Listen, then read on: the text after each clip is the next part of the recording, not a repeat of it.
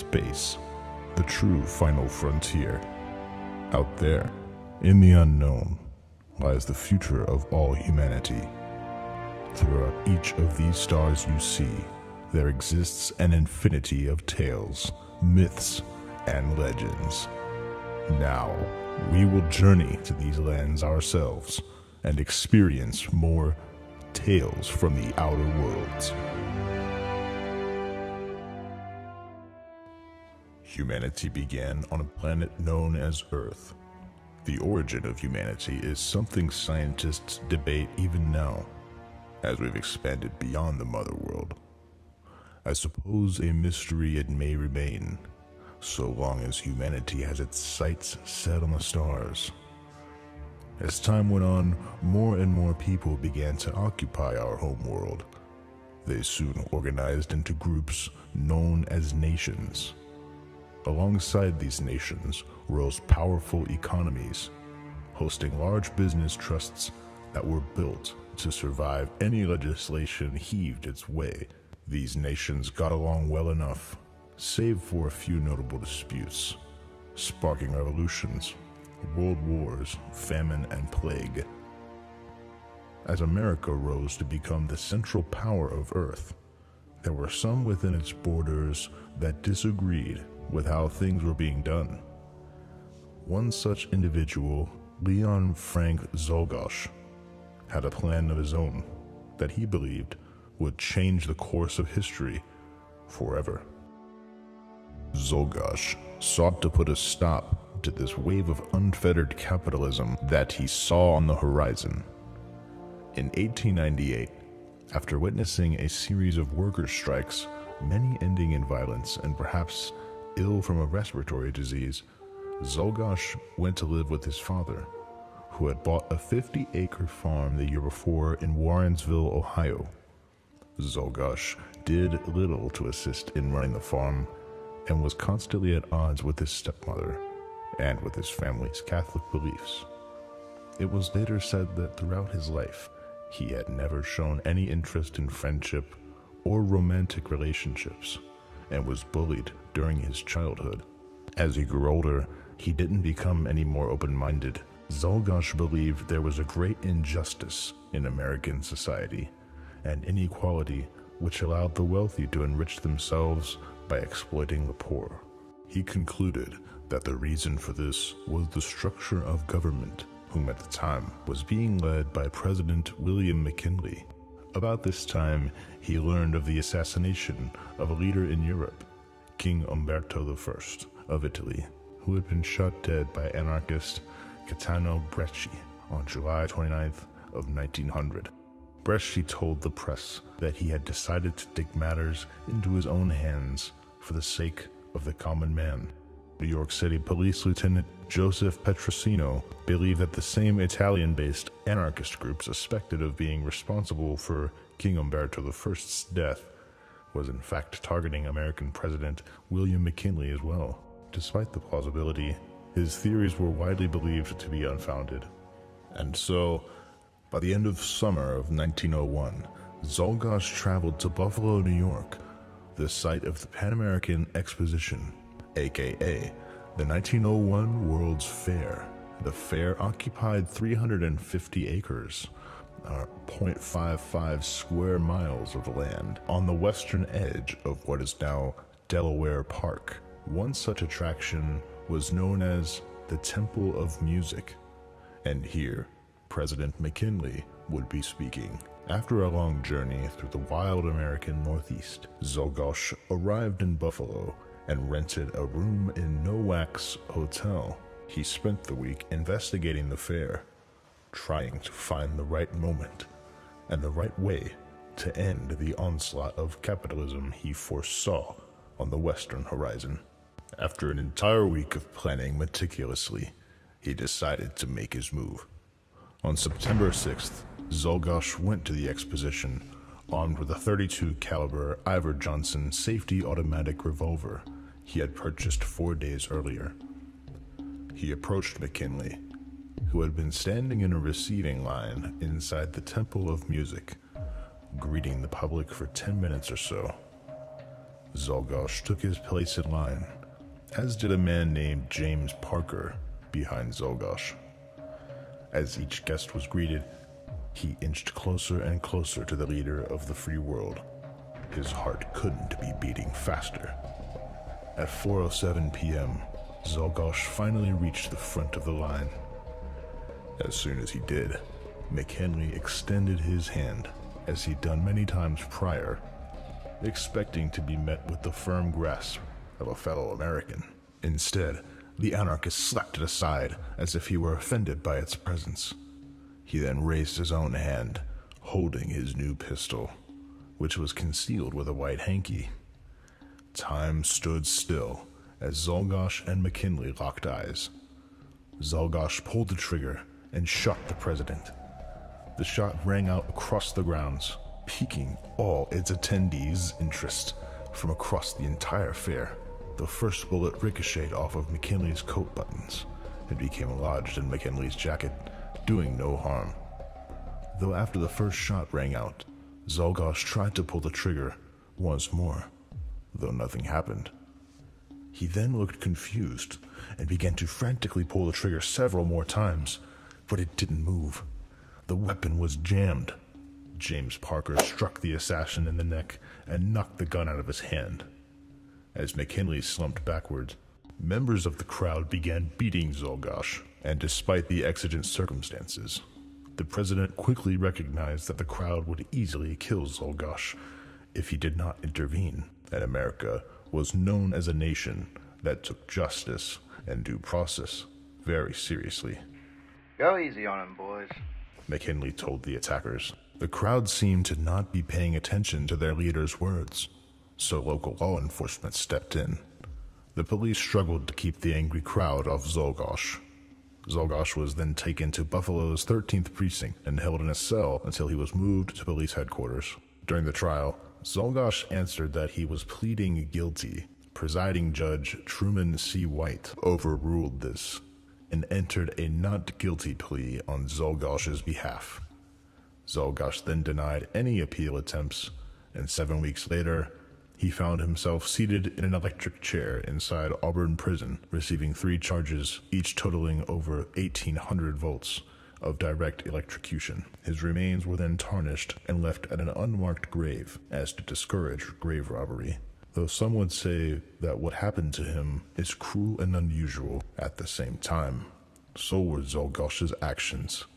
The world Czolgosz lived in was greedy and unforgiving. The world bit him hard, and he bit back. Earth's history would be significantly different if he'd succeeded.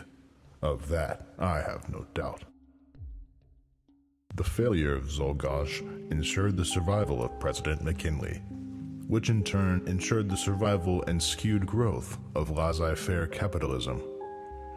In the early 1900s, after the fair, the tenure of U.S. President William McKinley led to the empowerment and deregulation of powerful business trusts. Businesses no longer needed to operate within the bounds of the law.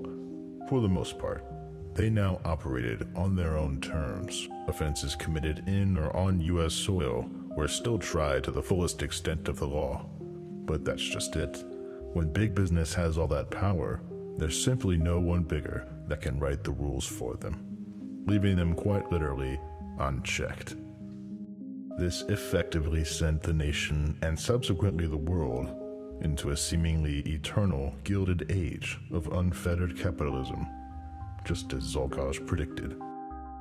Life continued to be prosperous on Earth, as anyone with a bit of know-how could easily find their place and become a cog in this vast new machine that was 20th century America. This spike in craftsmanship, ingenuity, and industrialism paved the way for any business to become even as powerful as an existing nation-state. Though the potential always existed for companies to surpass the rule of nation-states, this level of imbalance wouldn't make itself present until much, much later. For now, it was a time of prosperity. Though, like all good things, this Gilded Age came crashing down after over a century of prosperity and growth.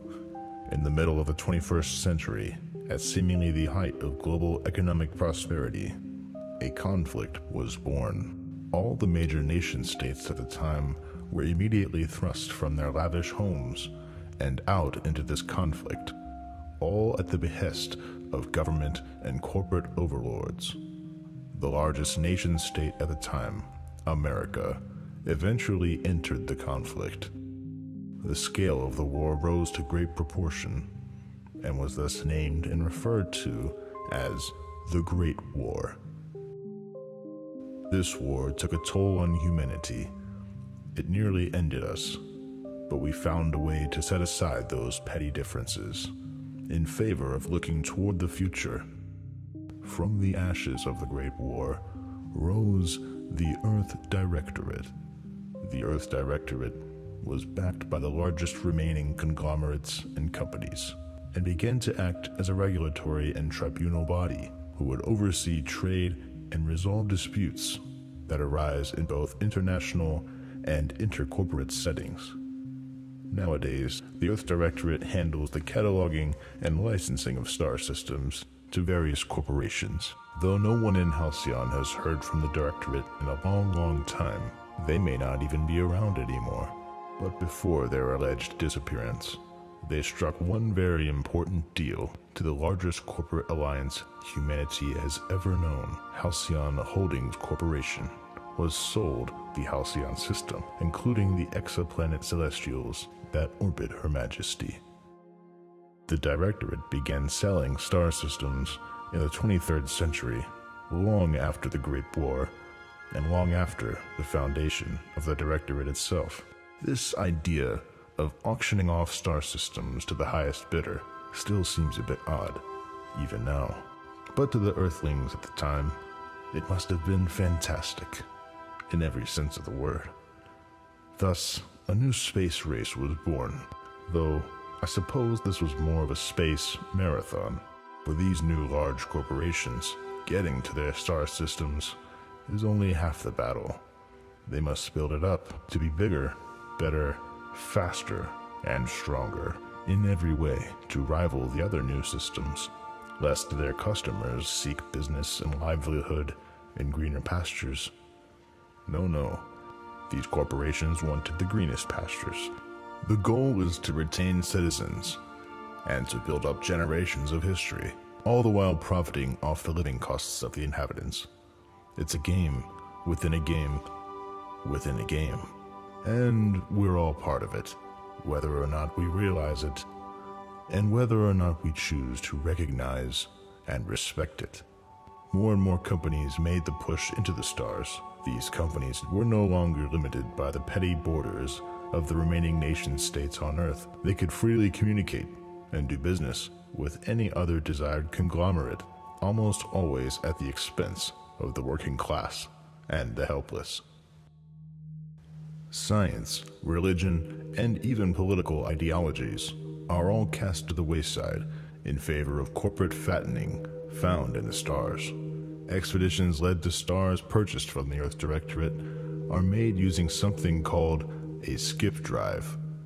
The skip drive was introduced sometime between the Great War and the 23rd century, though it doesn't really matter when now, does it? You know what a skip drive is, so I won't insult your intelligence by getting into it. The important thing to understand about skip drives is their impact. Look what cars did for humanity back when they were introduced. It changed everything. As the threshold of speed is constantly pushed throughout humanity, so too is the threshold of quality and ingenuity. We're not building out of true necessity, but something much, much better. Fabricated necessity. The belief that I have to get there, get it first. The gold rush, stock markets, even the Great War itself were all competitions on a deeper level. It's quite easy to supplant this motivation onto a people. Look at tossball, for example. Before tossball, we had many sports played on Earth. Some were played in such a way that each team represented one of the nation-states and was comprised of the best players hailing from that region. People loved it. It's easy to get behind something that's vast and overarching, something that you're okay with not knowing all the answers to quite yet. Something that is boundless in scope and size. Reaching these fabricated goals, however, is where the real engineering comes in. Because not only do these corporations fabricate goals for themselves, they fabricate goals for you and I as well. For some, it can be as mundane as packing saltuna, and for others, it can be as exciting as your favorite etherwave cereal. These carefully designed feedback loops keep Halcyon and other colonies spinning. The goals that a corporation sets forth for its colonists are just as likely to mostly, if not wholly, benefit the corporation. Make no mistake, Spacer, Halcyon is held together by these fragile strings that HHC calls goals, for they know not the fate of Halcyon. They have no control over what is happening at the moment, and what's happening is famine, or at least it will soon. The board says they have a plan, though I doubt it will have anything to do with preservation or whatever else they'll claim as goals for this famine action plan. I have it on good authority that the Earth Directorate is toast, and that we're all alone out here. If that's the case, then the only action plan should be to band together and work toward a fast solution. Some may call me a dissident for thinking that way. I like to think of myself as a true dreamer, an ideologist of free will, and if we want Halcyon to survive, that's what we'll need. I know a man who thinks the exact same way. He goes by the name Wells. I'll talk about him some other time. He's something else. Yeah, we definitely don't have time for him today. Though there is one more key component to discuss when analyzing the events surrounding the formation of Halcyon Holdings Corporation, compared to how they behave and react now. Well, let's just say they're consistent. The biggest skeleton in HHC's closet has to be the Cornelius Vanderbilt. The J.J. Astor, at this moment, is the last known Earth Directorate ship in all of Halcyon. Its role is small in the grand scheme of things, though they are dedicated to the peace and prosperity of Halcyon's government. Communication records have leaked between a Byzantine doctor and the Cornelius Vanderbilt, though I suppose it's really a one-way communication, as the Vanderbilt failed to respond. If the Vanderbilt failed to respond, it could only mean a handful of things. The Vanderbilt simply malfunctioned, tragically. The Vanderbilt was seized by pirates. Highly unlikely. Space is simply too large for that chance encounter. The most likely solution is unfortunately both the most grim and the most obvious. Earth is now gone, and the Vanderbilt has nowhere to refuel, or has maybe suffered a worse fate than that. A short-sighted venture, if you ask me. I'll read these transcripts to you, and I'll let you be the judge of this one. Entry 1. From Lemon P, Chief of Comms, J.J. Astor. To Chartrand E. Citizen Chartrand, the Astor is an Earth Directorate cruiser dedicated to preserving the prosperity and peace of Halcyon's government, not your personal messaging service.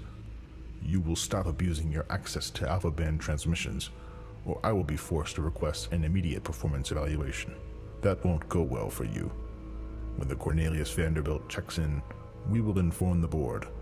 If your board supervisor feels a lab coat needs to know, they will inform you. You are to have no further contact with the Astor outside of proper channels. Entry 2. From Chartrand. To Lemon. Chief Lemon, any word? The Vanderbilt was supposed to reach Earth months ago. Surely you received a skip drone confirming their passage by now.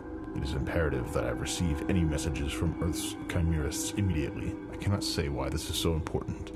You don't have the clearance. The remaining pages are more of the same. Dr. Chartrand attempting to determine the status of the Vanderbilt and getting no information in return. A final note stands out. Spoke with S. Still no word after a year. I'm on my own.